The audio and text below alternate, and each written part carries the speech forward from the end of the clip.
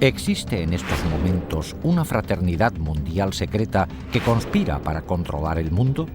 O peor aún, ¿está ya en marcha el plan aterrador? ¿Hay ya colocadas por todo el mundo armas destructoras para provocar una catástrofe? ¿Se puede detener?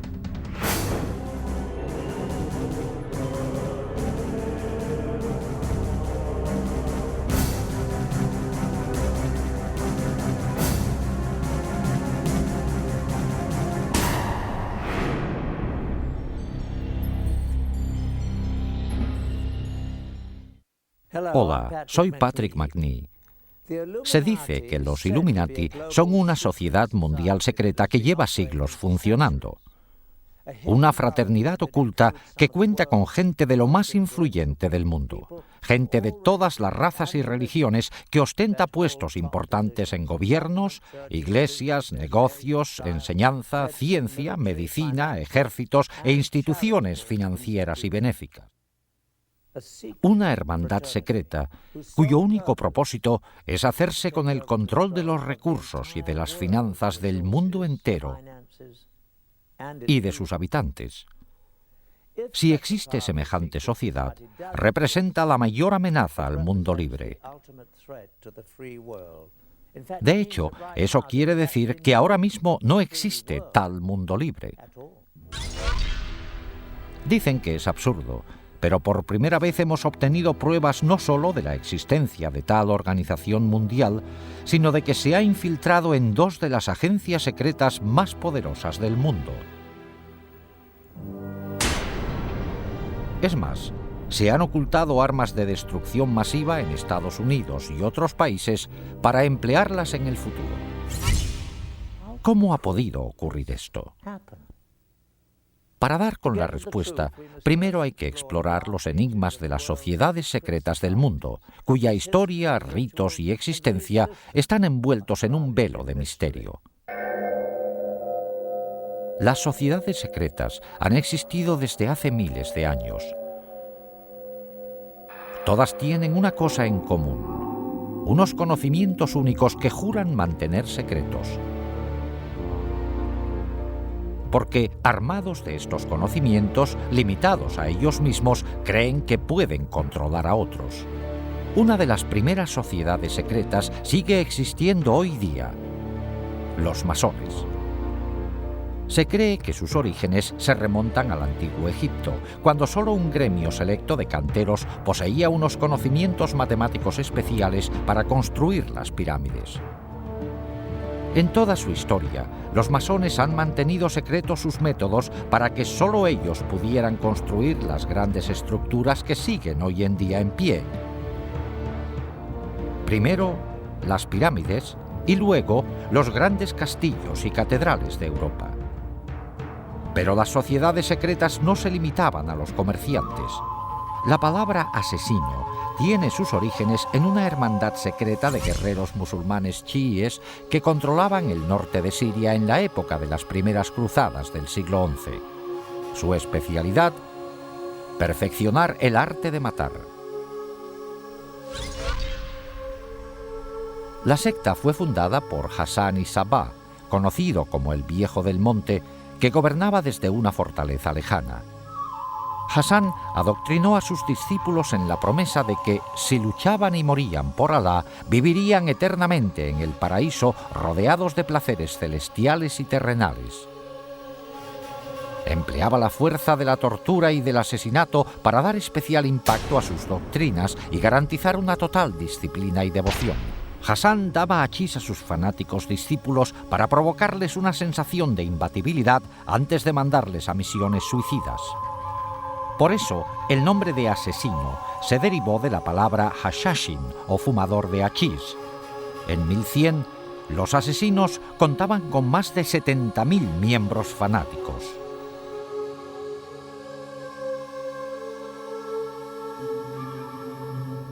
En la misma época histórica se fundó otra hermandad secreta, los Templarios. El Priorato de Sion era una fraternidad de caballeros creada en la Francia medieval con la intención de mantener la estirpe merovingia y restaurar su monarquía en Francia. Su sede oficial era la abadía de Notre-Dame du Mont de Sion en Jerusalén. En 1117, Balduino I, rey de Jerusalén, quedó muy agradecido al priorato por sus servicios para ayudarle a lograr el trono. A cambio, el rey negoció la fundación de los Caballeros Templarios como extensión militar y administrativa del priorato de Sion. Los Caballeros Templarios se habían creado 10 años antes, con el fin de proteger a los peregrinos que se dirigían a la Tierra Santa. Durante su estancia en Oriente Próximo, los templarios entraron en contacto con los musulmanes, incluidos los asesinos. De hecho, después de las cruzadas, debido a los enemigos que tenían en común, los asesinos se refugiaron entre los templarios, dejando huella en los soldados cristianos de muchas de sus ideas fanáticas y destructivas. Con el tiempo, los templarios dejaron de ser una organización cristiana convencional y su doctrina y ritos secretos eran mucho más místicos, herejes y ocultistas.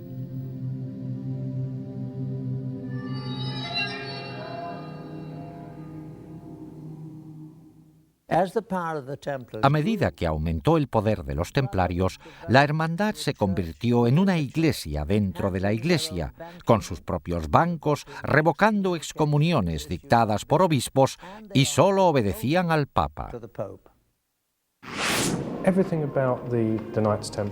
Desde el principio, todo lo relacionado con los caballeros templarios contiene al menos un elemento de misterio. Se fundaron justo después de la Primera Cruzada, que volvió a abrir la ruta entre Europa y la Tierra Santa. Y en 1118, 9 caballeros franceses con conexión con la corte del conde de Champagne se fueron a la Tierra Santa con el fin, según ellos, de proteger los caminos y las rutas de peregrinaje para que los peregrinos estuvieran seguros ahora que podían visitar los lugares sagrados. Una vez en la Tierra Santa, no hay testimonios de que hicieran nada los primeros 9 años. Desde el principio, hay algo que no encaja. Además, hay testimonios de que esta misión para proteger la ruta de peregrinaje era solo una tapadera. En el fondo fueron ahí por otra razón. Por algún motivo, los caballeros creían que había escondido algún tesoro. Hay testimonios de que excavaron debajo del monte del templo y los arqueólogos han encontrado artilugios suyos de las excavaciones. Al parecer, los templarios pasaron muy poco tiempo en los caminos. De los 9 años de estancia, la mayoría lo pasaron excavando túneles debajo del monte del templo, el emplazamiento original del templo bíblico de Salomón. ¿Qué iban buscando? El templo de Salomón llevaba mucho tiempo destruido. Pero en épocas de conflicto se sabía que los sacerdotes habían escondido tesoros religiosos en cámaras subterráneas ocultas y los sacaban al pasar el peligro. En la Biblia se dice que el Arca de la Alianza y otros tesoros sobrevivieron así varias invasiones extranjeras.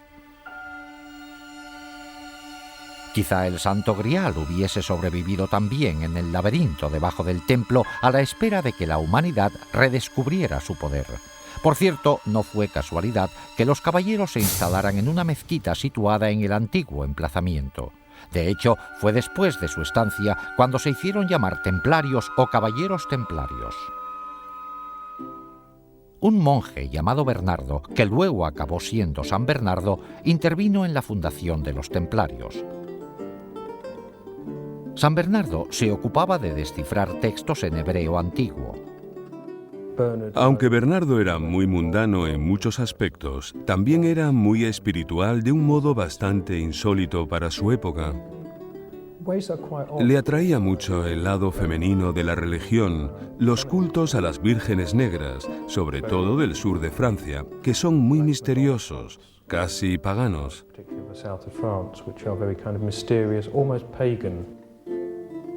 Sentía una gran veneración por lo femenino, expresada de muchas formas en la Virgen María, algo nada común en su época. Eso parece ser lo que le estimulaba más que otra cosa. San Bernardo era un hombre muy culto para su época. Sí, estudiaba textos en hebreo, entre otros. Podría ser algo que él encontró en ellos lo que le hizo pensar a esta gente que merecía la pena ir a Jerusalén. Es una teoría, pero una teoría válida. Parece tener mucho sentido. Los que estudian estos antiguos documentos quieren de repente que sus súbditos vayan a estos lugares históricos que se mencionan en ellos. Buscan algo. No sé personalmente qué encontraron, salvo que les parecía importante. No se sabe. Fuera lo que fuera, no se sabe dónde está. Es un misterio, pero abundan todo tipo de teorías que podrían ser correctas. Documentos, Arca de la Alianza, Santo Grial, lo que fuera, pero todas con un secreto.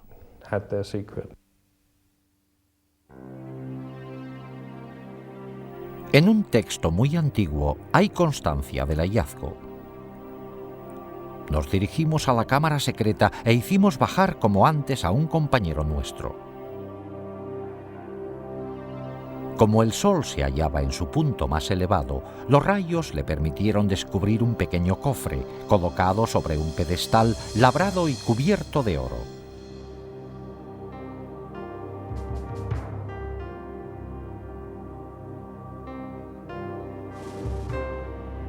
Nos dio la señal para el ascenso y lo sacamos de inmediato.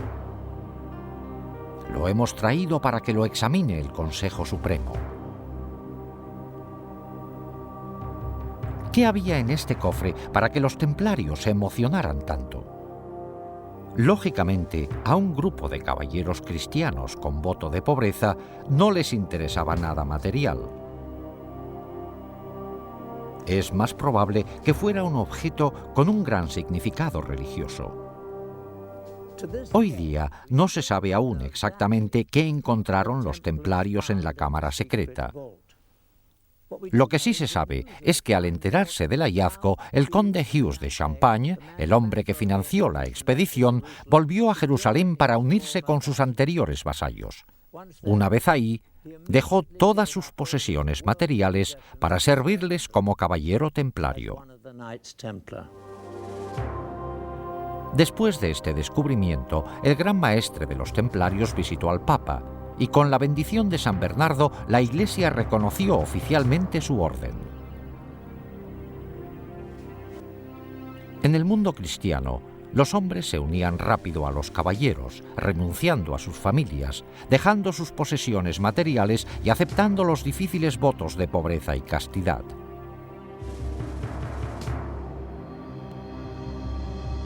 El voto de pobreza es el motivo de que se hicieran ricos, porque quien se hiciera miembro de la orden, quien se hiciera templario, tenía que entregar todas sus posesiones.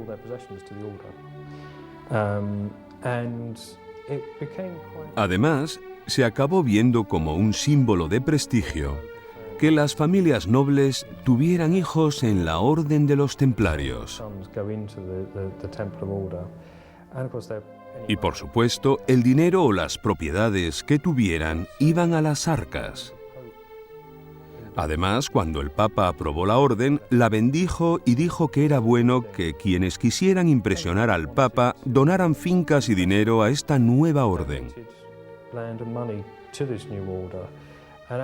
Y en cantidades ingentes, ningún caballero podía poseer nada.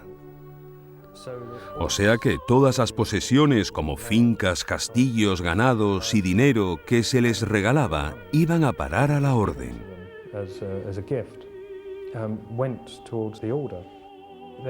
Tenían fama de ser la fuerza militar más temible y competente del bando cristiano. Eran una especie de geos de aquella época, también porque eran una mezcla de monje y soldado. Los templarios proliferaron muchísimo después de las cruzadas. Se hicieron con el control financiero de Europa, dominando todas las principales industrias, sobre todo la de los préstamos.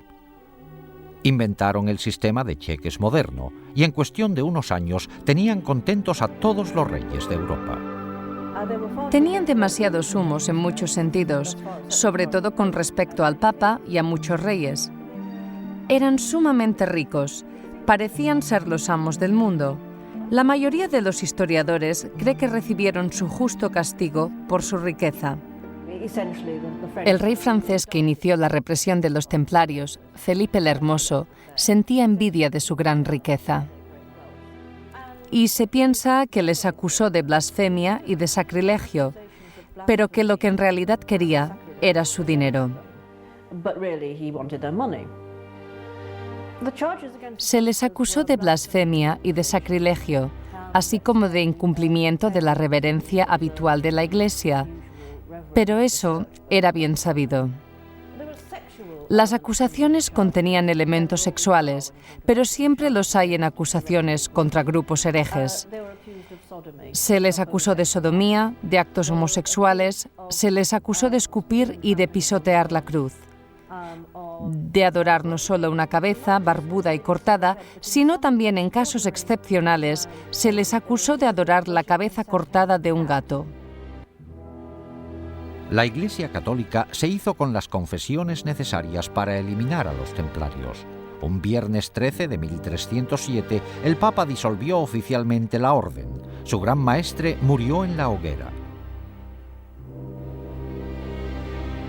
A mediados de la década de 1300, los templarios parecían haber desaparecido completamente y se confiscó su hacienda. Pero ¿se podría disolver la hermandad más rica y poderosa del mundo y confiscar toda su riqueza de la noche a la mañana? No. Los templarios, bien preparados y organizados, pasaron rápidamente a la clandestinidad y se llevaron consigo toda su riqueza. Se convirtieron en una sociedad secreta muy poderosa y con muchos fondos. De hecho, como ha demostrado la historia, solo desaparecieron de la vista de la gente. Pero con una nueva faceta, un odio acérrimo a la Iglesia Católica. Al mismo tiempo, el priorato de Sion supuso que la Iglesia haría lo mismo con ellos. También parece que desaparecieron, pero solo de la vista de la gente.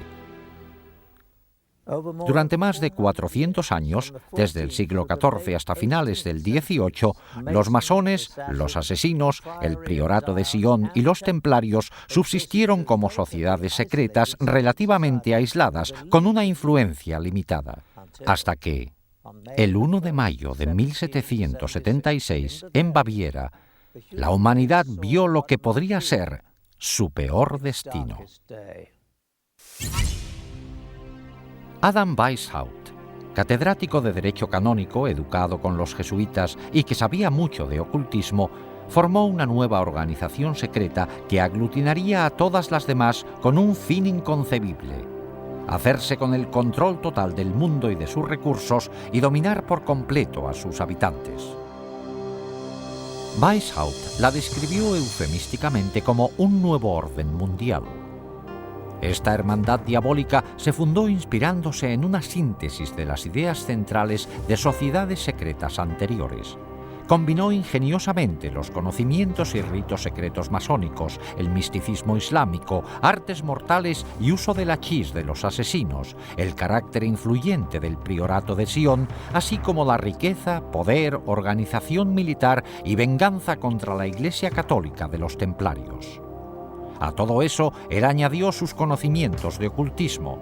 No fue mero accidente que escogiera el 1 de mayo, una fecha muy importante del calendario satánico, para fundar su asociación. El grupo se llamaba Illuminati. La traducción pública era inspirados intelectualmente. Pero Weishaupt dijo en privado que la palabra provenía de Lucifer y significaba poseedores de la luz.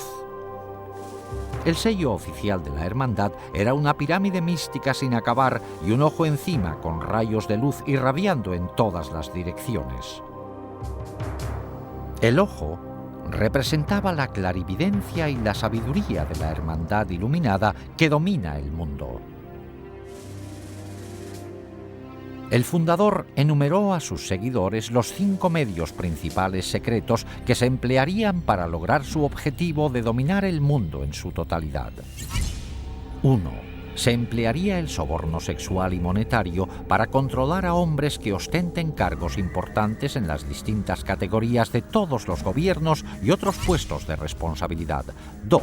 Los Illuminati que fueran profesores de facultad y universidad deberían preparar a los mejores estudiantes para la causa. 3. Se colocaría a personas de influencia y estudiantes especialmente preparados bajo el control de la hermandad detrás de todas las instituciones gubernamentales, religiosas y financieras y se emplearían como agentes. 4. La sociedad secreta dominaría absolutamente los medios de comunicación, de modo que toda la información pudiera manipularse para convencer a las masas de que un gobierno único mundial es la única solución de muchos problemas. 5. La fase final de la operación emplearía todos los recursos disponibles para provocar golpes militares que derrocarían a todos los gobiernos contrarios y pondrían al mundo bajo el control de un gobierno único al mando de los Illuminati. El grupo se componía al principio de masones del grado 32 y utilizaba diversas logias masónicas de tapadera como lugares de reclutamiento. El masón reclutado de mayor categoría fue un noble del norte de Alemania, el barón Kanicki, conocido también como Adolf Francis, un personaje clave en el mundo masón europeo. Los Illuminati eran muy reservados, hasta el punto de llamarse a sí mismos y sus centros con nombres clásicos falsos. Por ejemplo, Weishaupt era Espartaco, Canige era Filo, la sede era Eleusis, Austria era Egipto, etc. Las fechas se indicaban de forma codificada. Bajo la dirección de Canige, el número de miembros ascendió a más de 3.000. Pero un triunfo tan rápido también provocó oposición. Los jesuitas se habían opuesto a los Illuminati desde el comienzo y al final todos los sacerdotes acabaron siendo enemigos acérrimos. La Iglesia Católica se opuso a la sociedad secreta. De hecho, los sacerdotes se opusieron tanto que el gobernador de Baviera declaró a los Illuminati conspiración ilegal por edicto en 1784. Muchos Illuminati fueron encarcelados y algunos, incluido Weishaupt, fueron exiliados. Al poco tiempo, la masonería también fue eliminada de Baviera. A finales del siglo XVIII, los Illuminati parecían haber desaparecido completamente del mapa. Pero en realidad, los Illuminati siguieron el ejemplo de las sociedades secretas anteriores. Pasaron a la clandestinidad y añadieron un objetivo secreto más: infiltrarse y derribar la religión católica.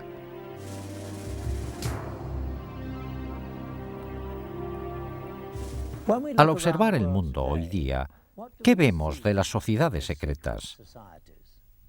Existen centros masónicos abiertos en todo el mundo como una organización importante. Los templarios subsisten hoy día como organización masónica de primera categoría en el rito masónico de York. Aún sigue siendo en parte un secreto lo que ocurre dentro de los centros masónicos. Quizás solo los miembros más importantes conozcan los ritos secretos, los objetivos y la venganza contra la Iglesia Católica. Los masones y los templarios han sabido integrarse muy bien en las sociedades más respetadas del mundo. En menor grado, los asesinos han aparecido en público de vez en cuando en la historia. A principios de la década de 1800 se les vio en la India bajo la dirección del Aga Khan, al que atribuían poderes divinos. A finales de esa década, el Aga Khan les llevó a Afganistán, donde mantuvieron una relación duradera con los británicos. Posteriormente, los descendientes del Aga Khan se infiltraron en la cultura occidental. Un ejemplo destacado fue cuando el príncipe Ali Aga Khan, nieto del Aga Khan II, se casó con la actriz norteamericana Rita Hayworth. ¿Han quedado los asesinos, como orden secreta homicida, relegados ya al pasado? Por el derramamiento de sangre actual a manos de extremistas islámicos, se diría que los asesinos siguen vivos y activos. El priorato de Sion también sigue en pie.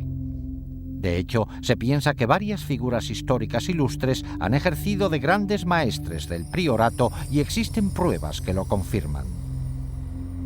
En 1975 se descubrió algo en una biblioteca de París. Se encontraron unos pergaminos llamados Le Dossier Le Carré. En estos documentos se revela que entre sus miembros secretos estaban Leonardo da Vinci, Víctor Hugo e Isaac Newton. Hay quienes atribuyen al priorato la creación de la Unión Europea. Se cree que el anterior presidente de Francia, François Mitterrand, era miembro del priorato, al igual que mucha otra gente con poder. En cuanto a la estirpe merovingia, que los miembros del priorato juraban proteger, aún se mantiene. Por matrimonios entre parientes, la mayoría de las familias reales europeas pueden decir que son de ascendencia merovingia, y se dice que de estas familias reales han salido los 44 presidentes de Estados Unidos. Estas conexiones por todo el mundo a través del priorato de Sion eran el medio del que se valían los Illuminati para influir en la política y en el poder mundiales. Pero, ¿qué pasó con la sociedad más secreta de todas? Los Illuminati de Weishaupt. La hermandad que prometió unir a todas las demás sociedades secretas para dominar el mundo. ¿Sigue dedicándose activamente a su plan diabólico de dominar el mundo? Por supuesto, nuevos hechos sorprendentes descubiertos revelan que es más fuerte que nunca. El estudio de una sociedad secreta es como estudiar las corrientes de un lago. Las ondas de la superficie nos dan pistas para saber lo que pasa en el fondo. El gran plan de los Illuminati requería infiltrarse en los gobiernos de todo el mundo. En nuestra amplia investigación nos hemos centrado solo en un objetivo, la antigua Unión Soviética, para ver cómo la manipularon los Illuminati. Un modo efectivo de lograr el control de un gobierno sería penetrar en sus servicios de espionaje. Una información recién publicada de los archivos de la KGB aporta datos inéditos. Ahora que ya no existe la Guerra Fría, se está sacando ilegalmente información secreta de cámaras cuidadosamente vigiladas en lo que antes era la Unión Soviética. Con el cambio a una economía de mercado, muchos artículos antes no disponibles para los rusos van a parar al extraperlo. Se dice que en la nueva Rusia todo se vende, incluidos secretos de Estado y los espías que los guardaban. Con el derrumbe de la Unión Soviética se disolvió la KGB. El nuevo gobierno creó sus nuevas agencias propias de seguridad y de espionaje y empleó a muchos trabajadores de la antigua KGB, pero dejó a muchos sin trabajo. Incluso a los que tenían empleo no se les pagaba a menudo lo prometido. Observamos que muchos empleados de la antigua KGB estaban dispuestos a aportar información personal de sus actividades secretas en la agencia por un precio. Sin embargo, cuando se mencionaba el tema de los Illuminati, ninguna cantidad de dinero podía persuadir a nadie a hablar de ello. Interpretamos esto como una señal definitiva de que íbamos por buen camino y de que estábamos a punto de correr el peligro de descubrir la presencia de la hermandad secreta en la KGB. Los antiguos empleados de la KGB estaban dispuestos a mandarnos a fuentes clandestinas donde podríamos recabar más datos, pero por nuestra cuenta y riesgo. Aunque la mayoría de las pistas resultaron ser infructuosas, vimos que con paciencia, dinero y un poco de suerte es posible adquirir documentos soviéticos secretos. Con una cámara oculta grabamos numerosos encuentros durante varios meses en que intentamos obtener material relacionado. Esta transacción entre un contacto nuestro en Moscú y extraperlistas resultó ser uno de los encuentros más fructíferos. Aunque, como verán, no faltaron momentos de tensión.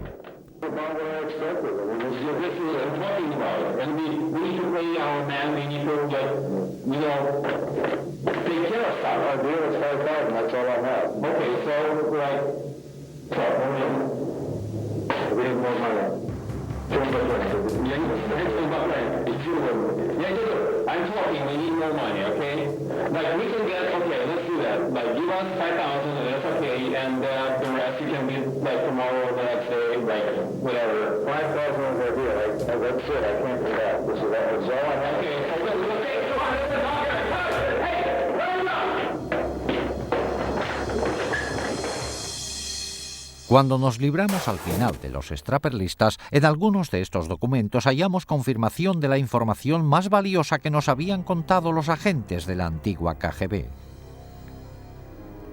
Tal y como nos habían dicho, efectivamente, la KGB registraba todas sus actividades en documentos, películas y cintas.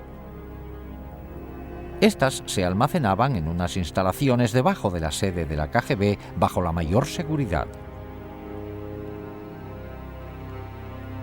Probablemente estos eran los archivos más delicados de la agencia porque explicaban con todo detalle las actividades más secretas de la KGB y posiblemente su conexión con los Illuminati.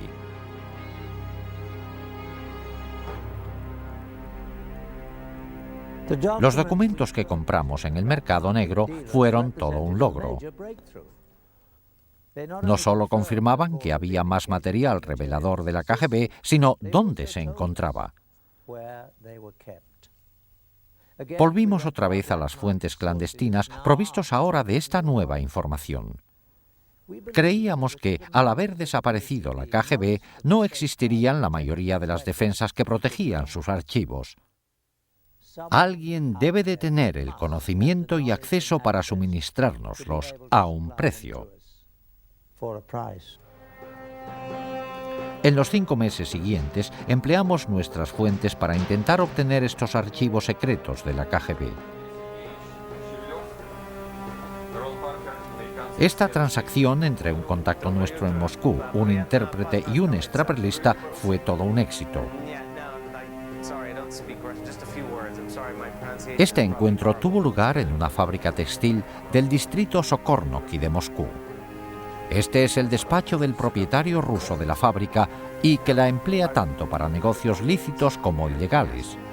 Después de presentarnos e intercambiar unas palabras, se le pregunta al extraperlista si tiene ahí mismo el material de la KGB.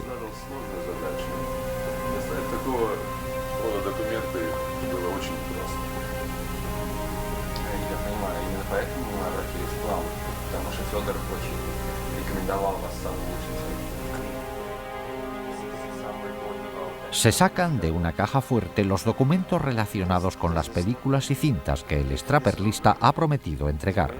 Después de inspeccionar los documentos y verificar su autenticidad, la transacción se da por terminada.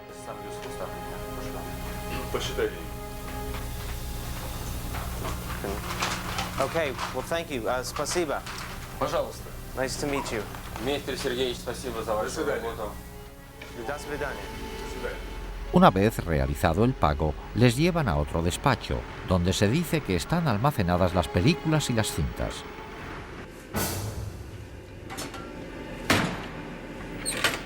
Y por fin, aparecen los documentos, cintas y películas que nos habían dicho.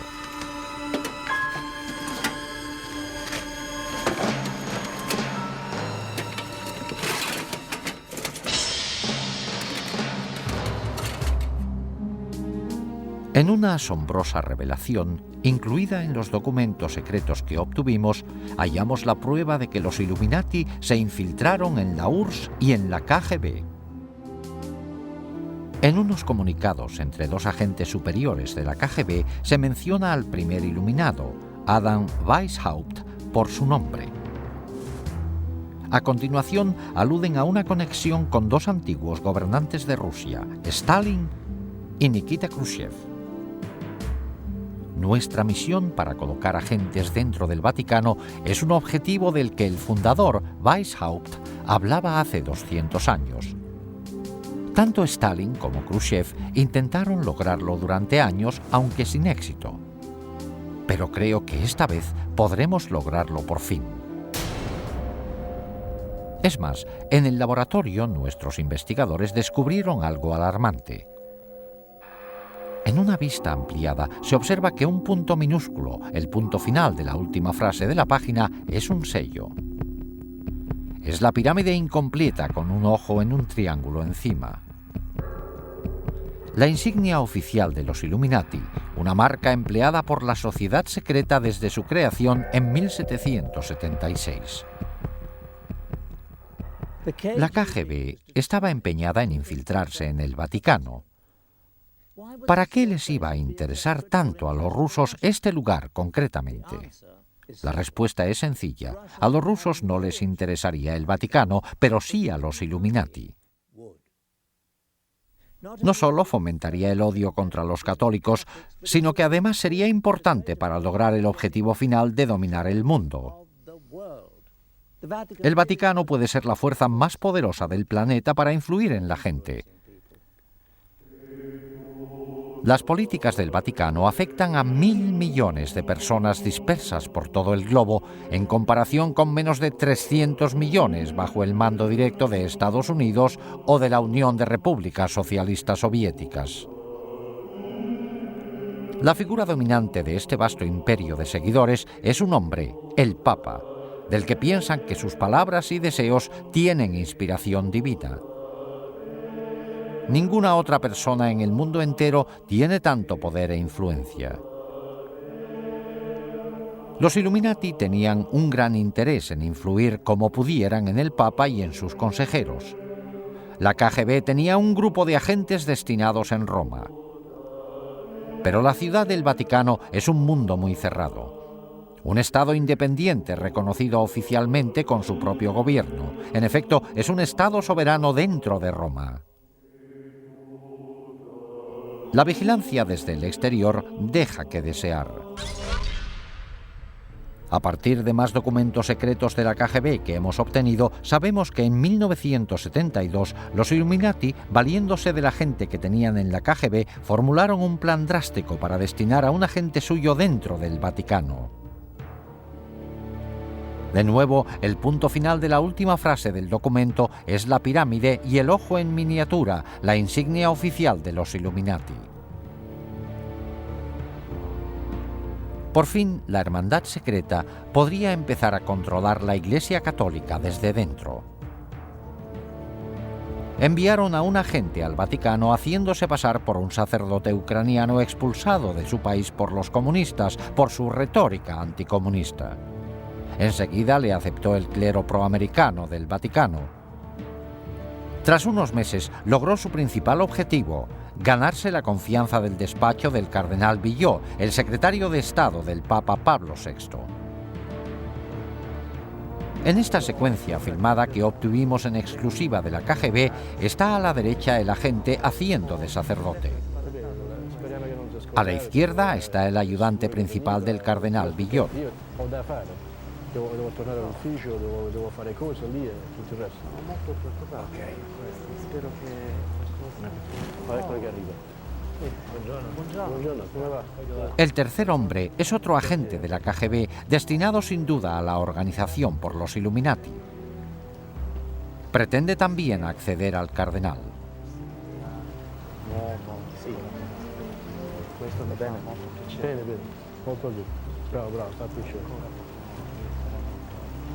Abbiamo la sua collaborazione. Sì. Bene. Molto positivo e terremo molta considerazione di questo. Sappiamo quanto è importante per noi questa collaborazione. Cuando el ayudante de Villot viaja cada mes a Milán, como de costumbre, la KGB instala una cámara en la habitación de su hotel. Como es típico de la KGB, están planeando chantajear al ayudante para que siga colaborando. Durante varios días, una mujer hace amistad con él y se gana su confianza. En la película se ve que se preparó bien la trampa.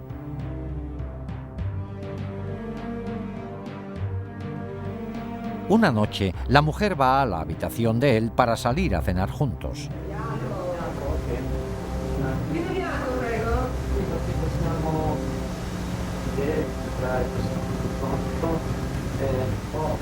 Ho soltanto del buon vino rosso, che dici che va bene. Mientras él se va a servir unas bebidas, ella se quita la blusa.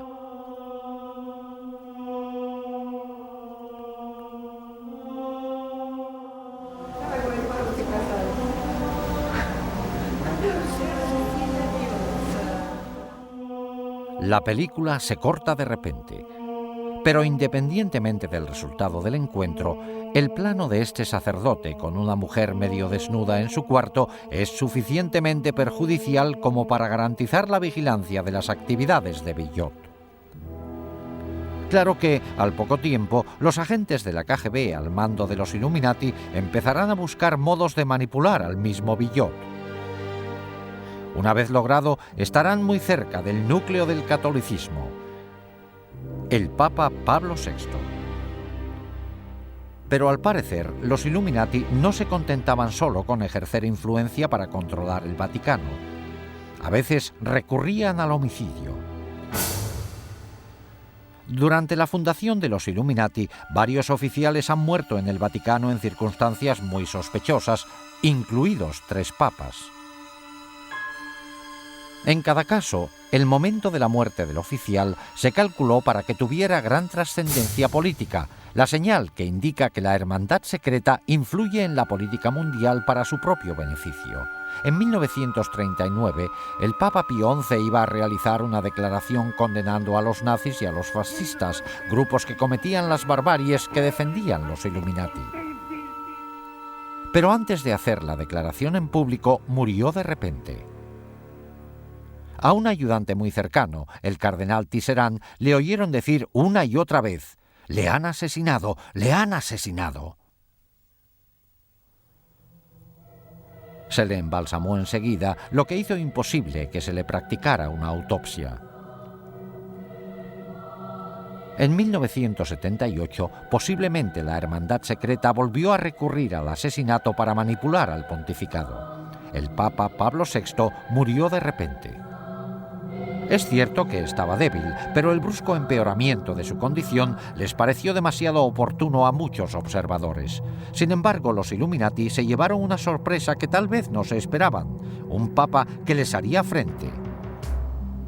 Juan Pablo I. Poco después de asumir el cargo, el nuevo papa mostró una gran independencia. Juan Pablo parecía sentir un especial desagrado por la corrupción que había visto cundir en las finanzas del Vaticano. Mientras fue cardenal de Venecia, el Banco Católico Veneciano se vendió al Banco Vaticano por una cantidad muy inferior a la normal. Los beneficios acumulados por unos pocos superaron los 70 millones de dólares, pero las pérdidas de los venecianos fueron enormes. El clero veneciano incluso perdió sus fondos de pensiones. En la transacción intervinieron los banqueros Roberto Calvi, su asesor Sindona, y el director del Banco Vaticano, el obispo Marcinkus. Después de que a Juan Pablo se le nombró papa, los 3 seguían encargados de invertir gran parte del dinero de la Iglesia. En su nuevo cargo, el pontífice tenía el poder de investigarlos y sacar los hechos a la luz pública. En total, estuvo a punto de descubrir transacciones ilegales que ascendían casi a 1.000 millones de dólares. Esto asestaría un duro golpe a los Illuminati, que desde luego estaban detrás de las transacciones ilegales. El peligro para el Papa quedó claro un día en un encuentro privado entre Juan Pablo y un arzobispo ortodoxo ruso, Nikodim. Al comenzar el encuentro se le sirvió café. Nikodim tomó el primer sorbo y al poco rato se desplomó en el suelo y murió.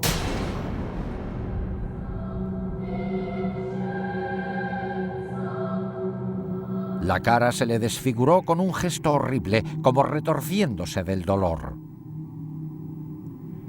El Papa, estupefacto, volvió a colocar su propia taza antes de dar un sorbo. Seguramente pensó que habían envenenado el café por él. Sin embargo, el médico declaró que el arzobispo había muerto de lo mismo que los demás en el Vaticano, de una fuerte trombosis. Todos los hechos relacionados con la misteriosa muerte del arzobispo ruso apuntaban a un intento de asesinato y encubrimiento. El cadáver del arzobispo fue embalsamado al poco de morirse sin un examen médico completo previo. Después del embalsamamiento sería imposible realizar una autopsia exacta para ver la causa de su muerte, sobre todo si hubo envenenamiento. Además, el café que bebió el arzobispo no se recogió nunca para analizarlo y no se llevó a cabo jamás una investigación forense. Aunque desaparecieron las pruebas, para muchos estaba claro que el Papa se había librado por poco de que le asesinaran 10 días solo después de ser elegido. El incidente fue tan espantoso que Juan Pablo convocó una reunión en secreto con sus 4 cardenales principales para discutir la situación. La reunión se celebró el 28 de septiembre de 1978. En la sala estaban solo los 4 cardenales y el Papa. Hoy día se sigue sin saber exactamente qué dijeron, pero al Papa le pidieron que tomara medidas. Puso fin al mandato del cardenal Billot como secretario de Estado. Este era el mismo cardenal Billot a cuyo ayudante se había chantajeado en las películas de la KGB en 1972. En esos 6 años, este cardenal debió también de caer en la trampa de los Illuminati. Su destitución implicaba que el Papa había descubierto al menos una parte del plan secreto. Pero ni siquiera Juan Pablo pudo evitar la muerte a manos de los Illuminati. Esa noche, el pontífice se retiró antes de lo normal y se llevó con él apuntes de la reunión secreta para meditarlos. A las 5 de la madrugada, la ayudante más próxima al Papa, Sor Vincenza, empezó a preocuparse. Su santidad nunca se había quedado dormido. Miró por la puerta. Juan Pablo estaba sentado en la cama con la luz encendida, como si estuviera leyendo. Tenía papeles alrededor.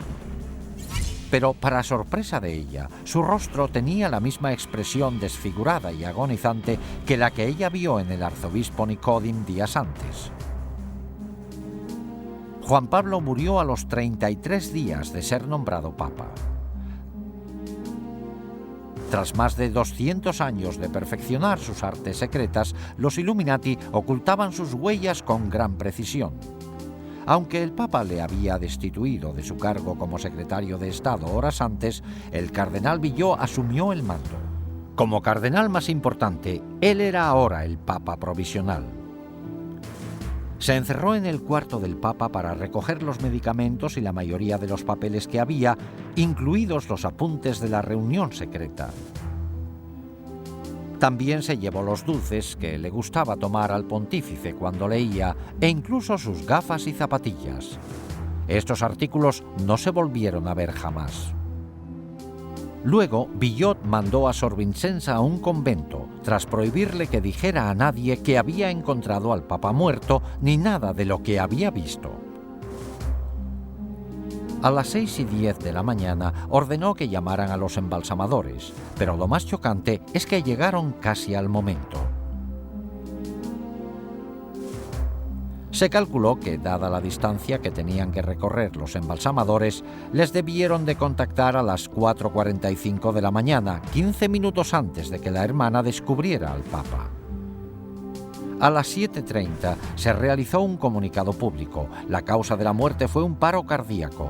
En vez de Sor Vincenza, se dijo que el secretario del Papa, Monseñor Maghe, le había encontrado muerto y la hora se cambió a las 5:30. Antes de realizarse el comunicado, los embalsamadores ya habían acabado. Al igual que con la muerte similar del arzobispo ruso solo 23 días antes, se descartó la posibilidad de una autopsia 100% exacta. Si hubiera sido un asesinato, las posibilidades de demostrarlo estaban ya descartadas.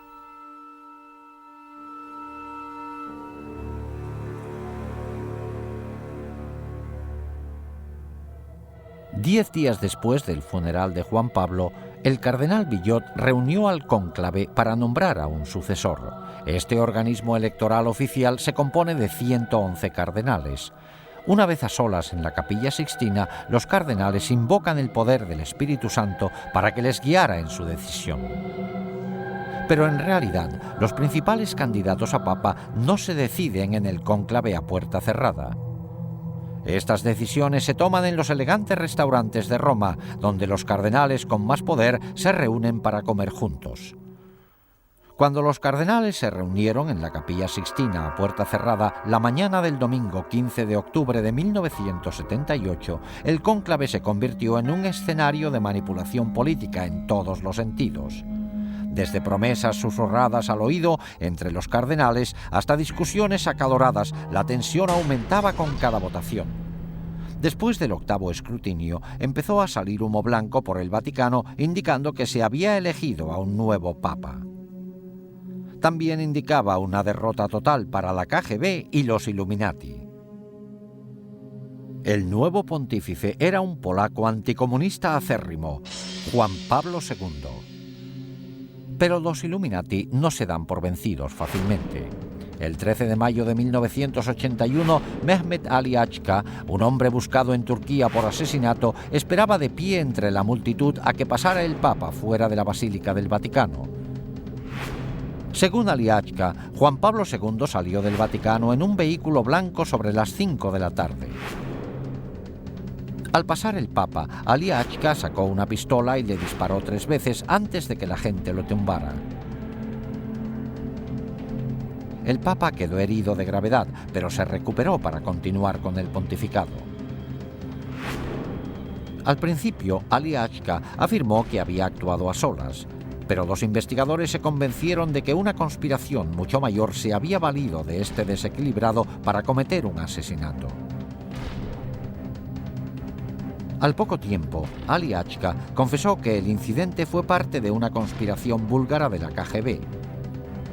Pero, por supuesto, Bulgaria y la URSS negaron estar implicadas. Cuando el tribunal le condenó a cadena perpetua, se mostró sorprendido de que se le dejara cargar con toda la responsabilidad a él solo. Entonces empezó a facilitar datos precisos de la conspiración a investigadores italianos y nombró a todos los implicados. El 25 de noviembre de 1982, Serge Ivanov Antonov, un empleado de la Aerolínea Nacional Búlgara, fue arrestado en Roma acusado de estar implicado en el intento de asesinato. Poco después, la lista aumentó al incluirse a 3 búlgaros más y a 4 turcos.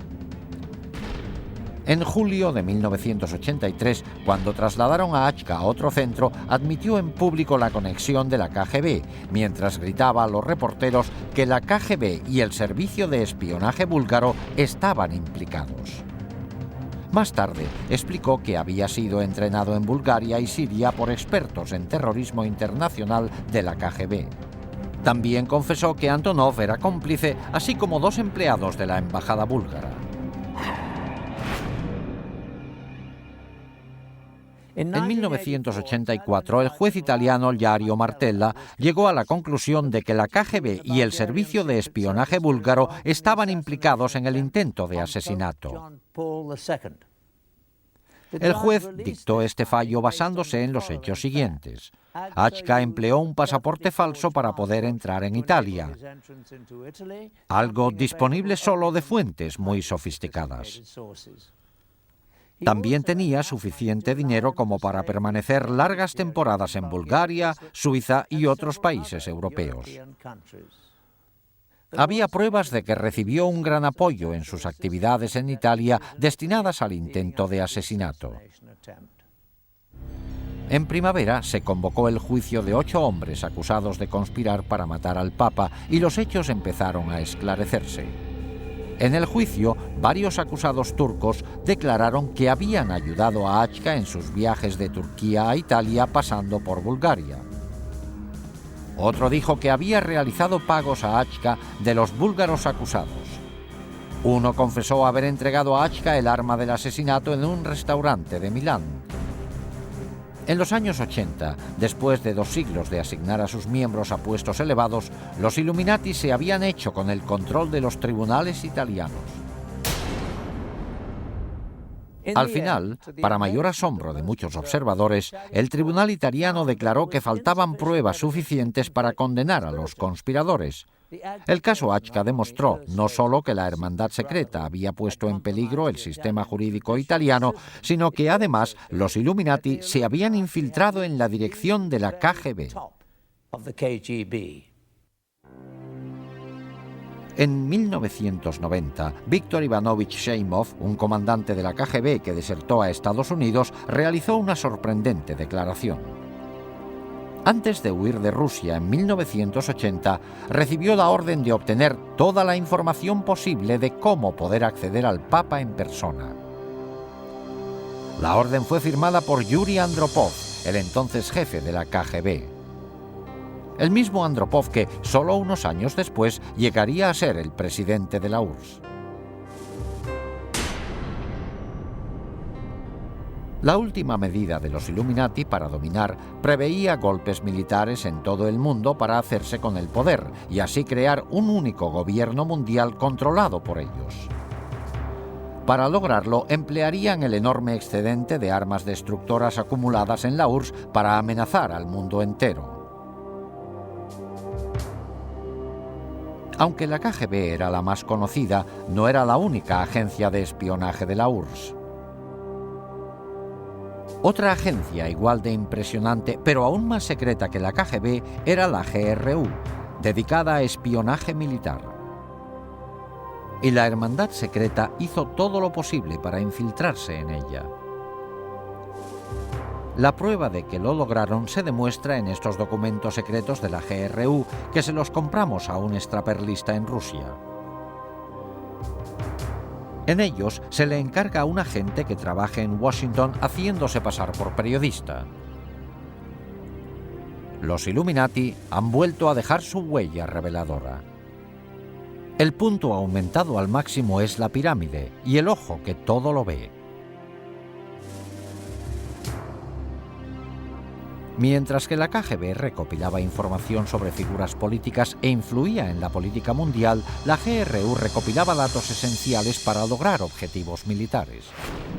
Algunas actividades de la GRU estaban destinadas a lograr objetivos en varios conflictos actuales como Afganistán.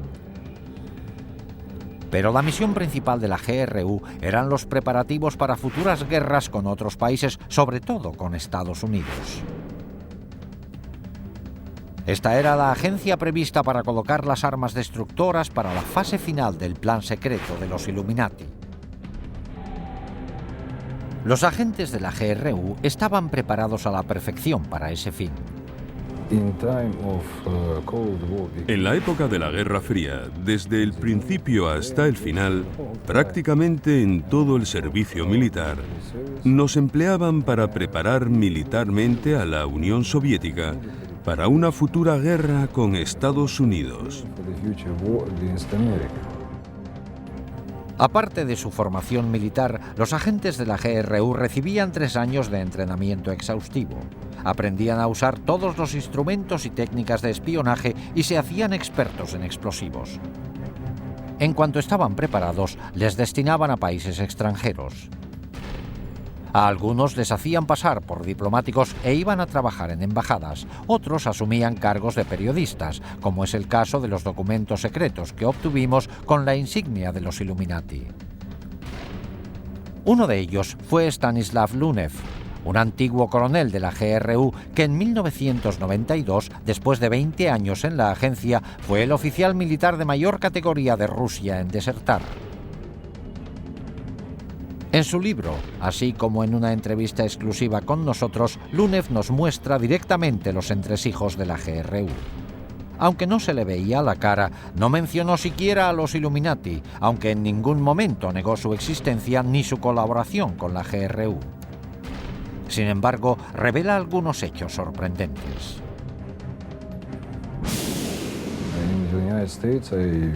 En Estados Unidos, trabajé en el sector operativo de Washington haciéndome pasar por corresponsal de la agencia de noticias TASS.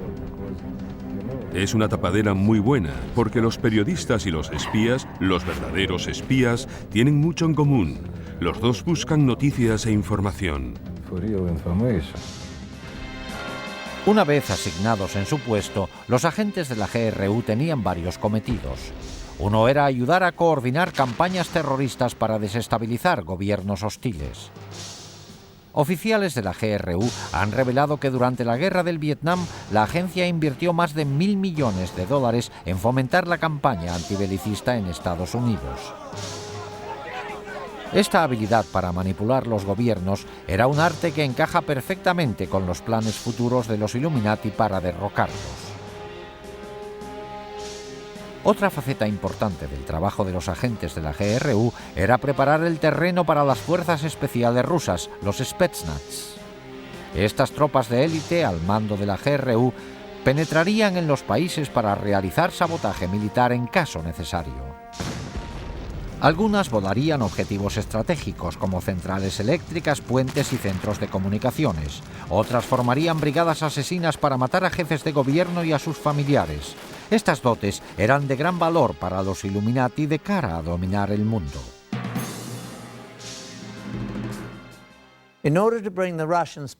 Para trasladar las fuerzas especiales rusas al extranjero cuando hiciera falta, la GRU tenía que cerciorarse de que tuvieran acceso para cruzar las fronteras.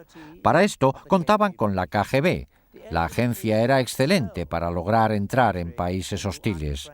Necesitaba poder destinar a sus espías de forma coherente para sonsacar información. La KGB a menudo recurría al sexo y al chantaje para lograr sus objetivos. En esta película, tomada con cámara oculta, el hombre de la derecha es un agente de la KGB haciendo de cuervo, un hombre con la misión de seducir a alguien para espiar. Este cuervo está tentando a un guarda fronterizo mexicano.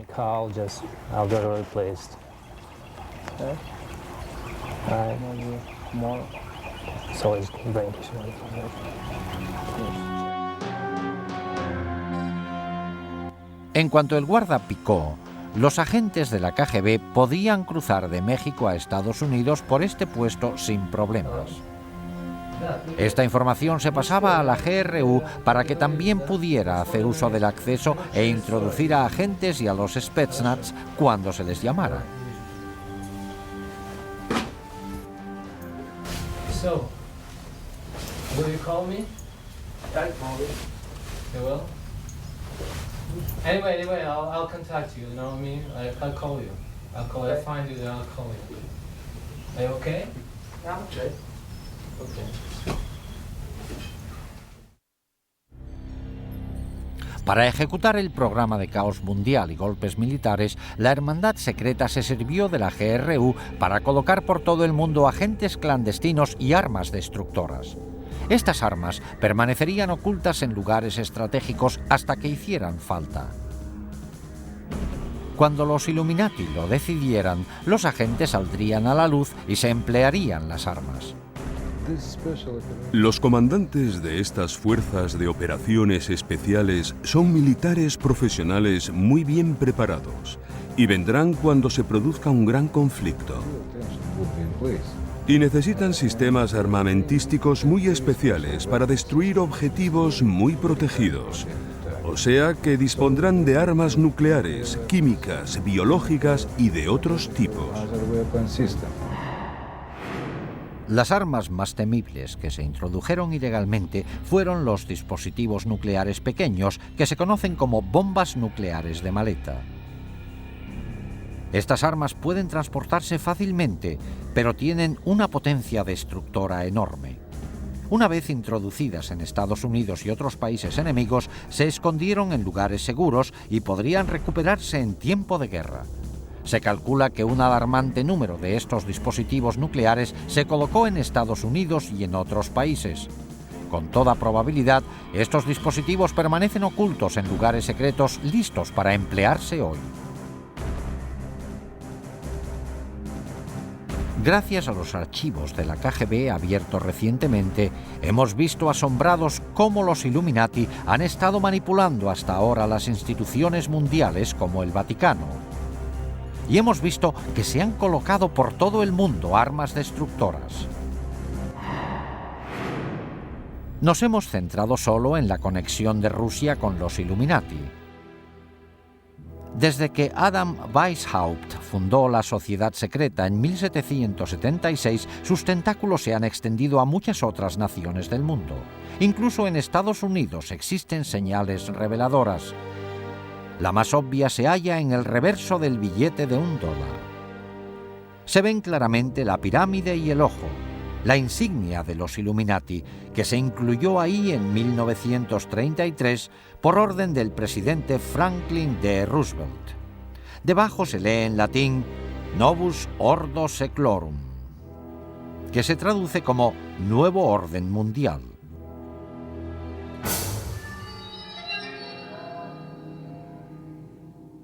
¿Puede pararse el inconcebible plan de dominio mundial de los Illuminati?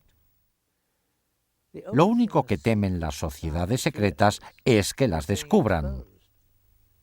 Hoy día están proliferando los libros sobre este espeluznante tema. Internet está repleto de información sobre esta organización secreta.